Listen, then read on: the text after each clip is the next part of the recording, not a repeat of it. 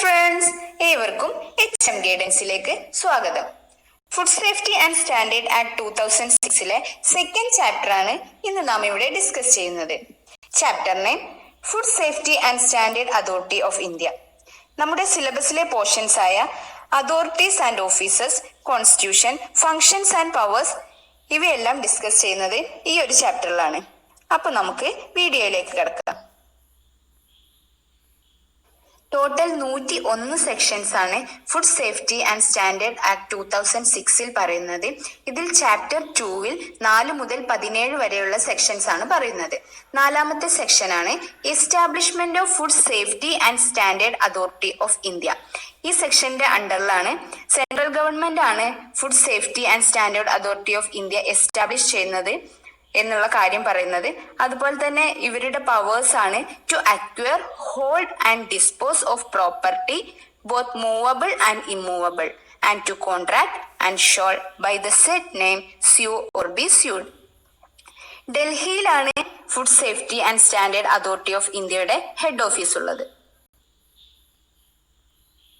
Section 5 composition of food authority and qualification four appointment of its chairperson and other members. അതായത് section 5 food അതോറിറ്റിയുടെ compositions പറയുന്നത്. ഇതിലുള്ളത് ആരൊക്കെയാണ്? ഒരു ചെയർപേഴ്സണും 22 മെമ്പേഴ്സും ആണ് കോമ്പോസിഷൻ ഓഫ് ഫുഡ് അതോറിറ്റി. ഈ 22 മെമ്പേഴ്സിൽ 1/3 സ്ത്രീകളായിരിക്കണം. അതുപോലെ 7 members not below the rank of a joint secretary. ഈ 7 പേരെ സെൻട്രൽ ഗവൺമെന്റ് ആണ് അപ്പോയിന്റ് ചെയ്യുന്നത്. പിന്നെ ഇവർ കൈകാര്യം ചെയ്യുന്ന സെക്ഷൻസ് ഏതൊക്കെ ആയിരിക്കണം എന്ന് പറയുന്നുണ്ട്. അത് ഏതൊക്കെയാ? Agriculture, commerce, consumer affairs, food processing, health, legislative affairs, small scale industries. ഈ 7 നിന്നുമായിട്ട് 7 മെമ്പേഴ്സും പിന്നെ 1/3 സ്ത്രീകളും ഉള്ള ഒരു 22 മെമ്പേഴ്സും ഒരു ചെയർപേഴ്സണും കൂടിയതാണ് ഫുഡ് അതോറിറ്റിയുടെ composition. Section 6 Selection Committee for Selection of Chairperson and Members of Food Authority. And Section 7 Term of Office, Salary, Allowance and other condition of service of Chairperson and other members of Food Authority. In Section 8 Removal of Chairperson and members of Food Authority. Section 9 Officers and other employees of Food Authority. നമ്മൾ നേരത്തെ ഒരു 22 മെമ്പേഴ്സിനെ പറഞ്ഞല്ലോ, ഒരു ചെയർപേഴ്സണും 22 മെമ്പേഴ്സും. ഇത് കൂടാതെയുള്ള ഓഫീസേഴ്സിനെയാണ് ഈ സെക്ഷന്റെ അണ്ടറിൽ പറയുന്നത്. അപ്പൊ ഫുഡ് അതോറിറ്റിക്ക് ഒരു ചീഫ് എക്സിക്യൂട്ടീവ് ഓഫീസർ ആവശ്യമുണ്ട്. അദ്ദേഹത്തിന്റെ റാങ്ക് എന്ന് പറഞ്ഞാൽ not below the rank of additional secretary to the government of India. ഇദ്ദേഹത്തെ അപ്പോയിന്റ് ചെയ്യുന്നത് സെൻട്രൽ ഗവൺമെന്റ് തന്നെയാണ്.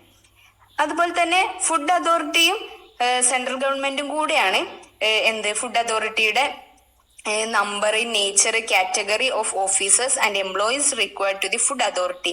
ഇതെല്ലാം തീരുമാനിക്കുന്നത് food authority with the approval of central government ആണ്. അതുപോലെ തന്നെ ഈ ഓഫീസേഴ്സിന്റെ സാലറീസ്, അലോവൻസ് എല്ലാം തീരുമാനിക്കുന്നത് ഫുഡ് അതോറിറ്റി ആണ്. പക്ഷെ അതിന് ഇവർക്ക് സെൻട്രൽ ഗവൺമെന്റിന്റെ അപ്രൂവൽ ആവശ്യമുണ്ട്. Functions of the chief executive officer. Chief executive officer ആണ് ഫുഡ് അതോറിറ്റിയുടെ ലീഗൽ റെപ്രസെന്റേറ്റീവ് ആയിട്ട് വർക്ക് ചെയ്യുന്നത്.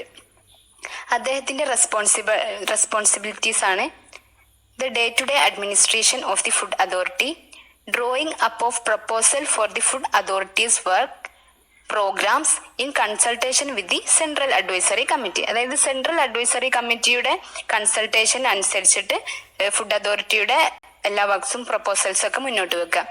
അതേപോലെ implementing the work programme and decision adopted by the food authority. Food അതോറിറ്റിയുടെ എല്ലാ വർക്കും പ്രോഗ്രാമും ഒക്കെ ഇംപ്ലിമെന്റ് ചെയ്യുന്നത് ഉറപ്പുവരുത്തുക. And ensuring the provision of appropriate scientific, technical and administrative support for the scientific committee and the scientific panel. Scientific കമ്മിറ്റിയുടെയും scientific പാനലിന്റെയും ടെക്നിക്കലും സയന്റിഫിക്കും അഡ്മിനിസ്ട്രേറ്റീവും ആയിട്ടുള്ള എല്ലാ കാര്യങ്ങളും നടക്കുന്നുണ്ട്, ശരിയായ രീതിയിലാണെന്ന് ഉറപ്പുവരുത്തുന്നത് ചീഫ് എക്സിക്യൂട്ടീവ് ഓഫീസറാണ്. And ensuring that the food authority carries out its tasks in accordance with the requirements of its users. And then the preparation of the statement of revenue and expenditure and the execution of the budget of the food authority. Food അതോറിറ്റിയുടെ budget ഒക്കെ കൈകാര്യം ചെയ്യുന്നതും ഈ chief executive officer തന്നെയാണ്. അതുപോലെ തന്നെ developing and maintaining contact with central government. Central ഗവൺമെന്റുമായിട്ടുള്ളൊരു contact food authority maintain ചെയ്യുന്നത് ഈ ചീഫ് എക്സിക്യൂട്ടീവ് ഓഫീസർ മുഖേനയാണ്. ചീഫ് എക്സിക്യൂട്ടീവ് ഓഫീസറുടെ റെസ്പോൺസിബിലിറ്റീസ് ആണ് ഇപ്പോൾ നാം പറഞ്ഞത്. ഇനി രണ്ടാമത്തെ ഡ്യൂട്ടിയാണ് every year the chief executive officer shall submit to the food authority for the approval.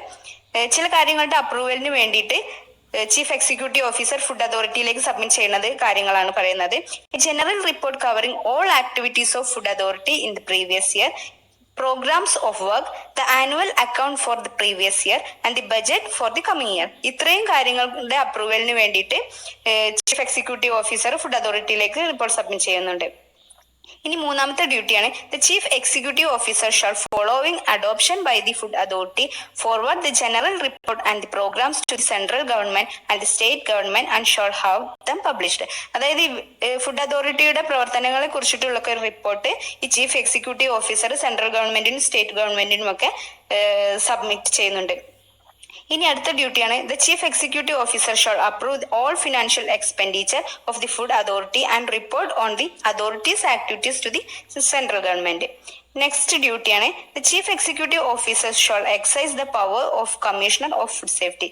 അതായത് ഫുഡ് സേഫ്റ്റി കമ്മീഷണറുടെ ഒരു പവർ ചീഫ് എക്സിക്യൂട്ടീവ് ഓഫീസർക്ക് ലഭിക്കുന്നുണ്ട്. അത് ഏത് സമയത്താണ്? While dealing with matters relating to food safety of such article. ഈ ഒരു സമയത്ത് മാത്രം ചീഫ് എക്സിക്യൂട്ടീവ് ഓഫീസർക്ക് കമ്മീഷണർ ഓഫ് ഫുഡ് സേഫ്റ്റിയുടെ ഒരു പവർ ലഭിക്കുന്നുണ്ട്.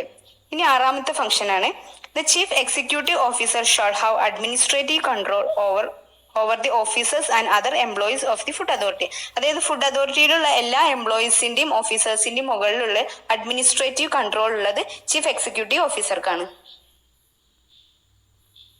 Section 11 central advisory committee. Section 12 functions of central advisory committee. Central advisory കമ്മിറ്റിയുടെ ഫംഗ്ഷൻ എന്താണ്? To ensure close cooperation between food authority and the enforcement agencies. ഇവ രണ്ടും തമ്മിൽ ഒരു ക്ലോസ് റിലേഷൻ സാധ്യമാകുന്നത് ഈ സെൻട്രൽ അഡ്വൈസറി കമ്മിറ്റി കാരണമാണ്. പിന്നെ ഇവര് ഫുഡ് അതോറിറ്റിയെ ചില കാര്യങ്ങളിൽ അഡ്വൈസ് ചെയ്യുന്നുണ്ട്. അത് ഏതൊക്കെയാണെന്ന് നോക്കാം. The performance of its duties under this section and in particular in drawing up of a proposal for the food authority's work program and on the prioritization of work, identifying potential risk, polling of knowledge and such other function as may be specified by regulation. ഈ കാര്യങ്ങളിലൊക്കെ food അതോറിറ്റിക്ക് വേണ്ട advice ഒക്കെ കൊടുക്കുന്നത് central advisory കമ്മിറ്റിയാണ്. Section 13 Scientific Panel. Section 14 Scientific Committee. Section 15 Procedure for Scientific Committee and Scientific Panel. Section 16 Duties and Functions of Food Authority. And Section 17 Proceedings of Food Authority. ഇങ്ങനെ 4 മുതൽ 17 വരെയുള്ള sections ആണ് ഈ second ചാപ്റ്ററിൽ പറയുന്നത്. ഇനി നമുക്ക് duties and functions of food authority detailed ആയിട്ടൊന്ന് നോക്കാം. ഫുഡ് അതോറിറ്റിയുടെ 6 ഡ്യൂട്ടീസ് ആൻഡ് ഫങ്ഷൻസ് ആണ് ഈ ആക്ടിൽ പറയുന്നത്. First, it shall be the duty of the food authority to regulate and monitor the manufacture, processing, distribution, sale and import of food so as to ensure safe and wholesome food. Second, without prejudice to the provision of subsection 1, the food authority may by regulation specify എന്തെല്ലാം കാര്യത്തിലാണ് the standard and guideline in relation to article of food and specifying an appropriate system for enforcing various standards notified under this act. And B, the limits for use of food additive, crop contaminants, pesticide residue of veterinary drugs, etc. And C, the mechanism and guideline for accreditation of certification bodies engaged in certification of food safety management system. D, the procedure and the enforcement of quality control in relation to any article of food imported into India. E, the procedure and guideline for the accreditation of laboratories and notification of accredited laboratories. F, the method of sampling analysis and exchange of information among enforcement authorities. G. Conduct survey of enforcement and administration of this act in the country. H. Food labeling standard including claim on health, nutrition, etc. I. The manner in which and procedure subjected to which risk analysis, risk assessment, risk communication and risk management shall be undertaken. ഇനി third function ആണ്. The food authority shall also A. Provide scientific advice and technical support to the central government and state government in matters of framing the policy and rules in areas which have a direct or indirect bearing on food safety and nutrition. B. Search, collect, analyze and summarize relevant scientific and technical data, particularly relating to food consumption and the exposure of individual to risk related to the consumption of food, incidence and prevalence of biological risk, contaminants in food, residues of various contaminants, identification of emerging risk, introduction of rapid alert systems. C. Promote, coordinate and issue guidelines for the development of risk assessment methodologies. D. Provide scientific and technical advice and assistance to the central government and state government in implementation of crisis management procedure with regard to food safety and to draw up a general plan for crisis management. The Food Authority shall make it public without undue delay the opinion of scientific committee and scientific panel immediately after adoption. The annual declaration of interest made by members of Food Authority, the chief executive officers, members of advisory committee and members of scientific committee and scientific panel, as well as the declaration of interest, if any, made in relation to the item on the agendas of meetings. And C. The result of its scientific studies. And D. The annual report of its activities. The Food Authority may from time to time give such direction on matters relating to food safety and standard to the Commissioner of Food Safety. Last function ആണ്.